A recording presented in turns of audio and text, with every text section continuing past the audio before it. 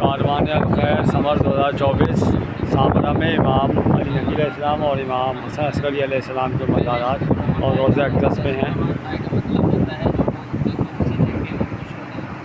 یہاں کے دل کے مناظر ہوتے تھے، وادیاں یہاں کی، اور یہ زلزلہ کا کنارہ، انگور کے باغات، اور لوگ یہاں پر سے روکنے کے لیے شکار کے لیے آئے تھے۔ اس زمانے میں کے عجیب قسموں کا تھا ایک بیابان ہریالی، اور اس کے آیا کرتے تھے۔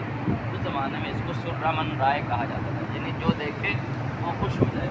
یہ کثرت استعمال کی بنا پر اس کا نام پڑ گیا سامرا۔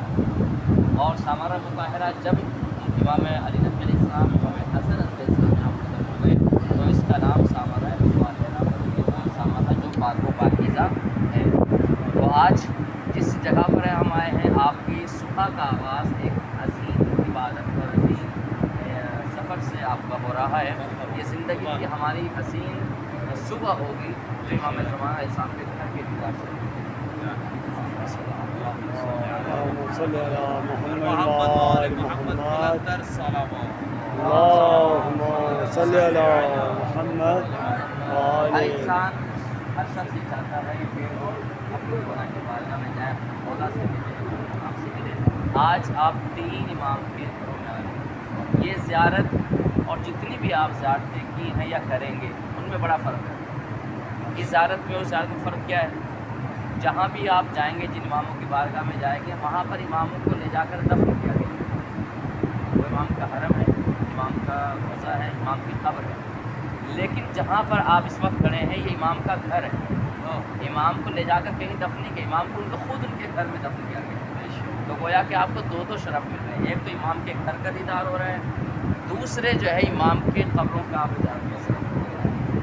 تو آج یہ انوکھی اور ایک نرالی اور سب سے یونیک زیارت اس کو تمام اس سفر میں کہا جاتا ہے کہ یہ سامرا کی زیارت اس لیے اس بات سے واقع ہو جاتا ہے کہ 3 امام کے گھر میں آپ آ کر، یعنی یہ کوئی ہے 3 امام آپ کے استقبال کر رہے ہیں، کیونکہ غیر کسی کے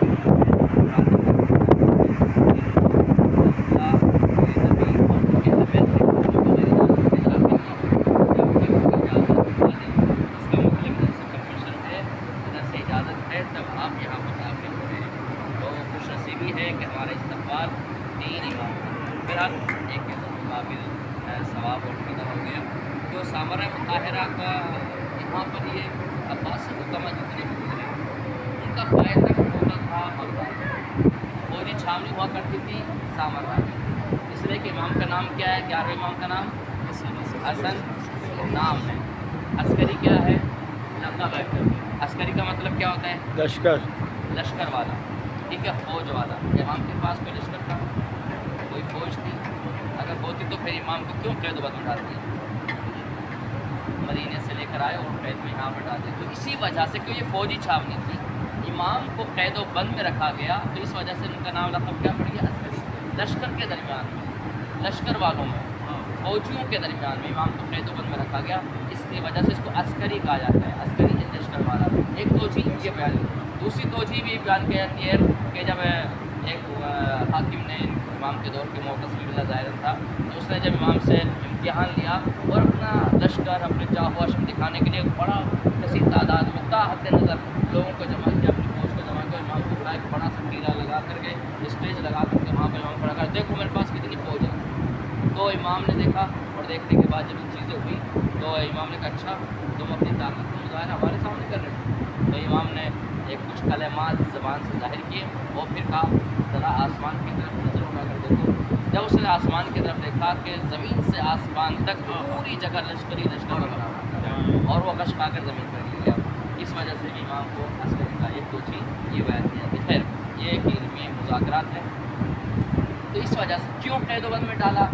تاکہ اس وقت اپنی عباس نے پڑھ رکھا تھا کہ 11 جانشین ہو چکے ہیں، اللہ کے 12 جانشین ہوں گے، جو 12واں پیدا ہوگا وہ جب پیدا ہوگا تو وہ عدل و انصاف سے دنیا کو بھر دے گا، جب عدل و انصاف سے دنیا کو بھر دے گا ہماری حکومتیں ختم ہو جائیں گی، ہم حکومت ہی اپنے ظلم کی بنا پہ چلا رہے ہیں، تو لہٰذا اس 12ویں کو پیدا نہ ہونے دیا جائے۔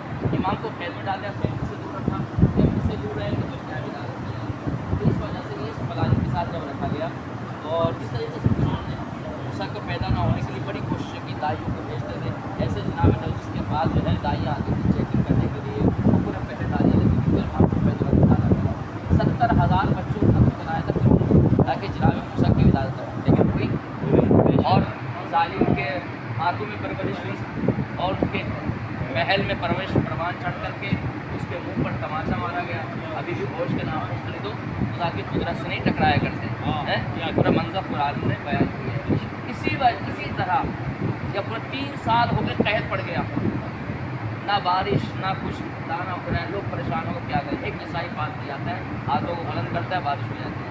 لوگ کہنے لگے یار اسلام سے بہتر تو عیسائی مذہب ہے, یہ جب بھی ہاتھ اٹھاتا ہے تو بارش ہو جاتی ہے. تو لہٰذا سب مسلمان اسلام چھوڑ کر کے عیسائی بن جاتے ہیں. جیسے کوئی بھی اپنے اس میں کہیں ہوئے کچھ نظر آتا ہے, اچھے کرامات ہوتی ہے, وہی چلتے چلتے آتے ہیں بولے والے مسلمان یہی صحیح ہوتے ہیں. تو کیا ہوا, اب کیا جب اسلام خطرے میں پڑا, اس نے کہا ہم تو اسلام کے ہی نام پر حکومت چلا رہے تھے, اور جب اسلام ہی نہیں رہے گا تو ہماری حکومت کیسے چلے گی.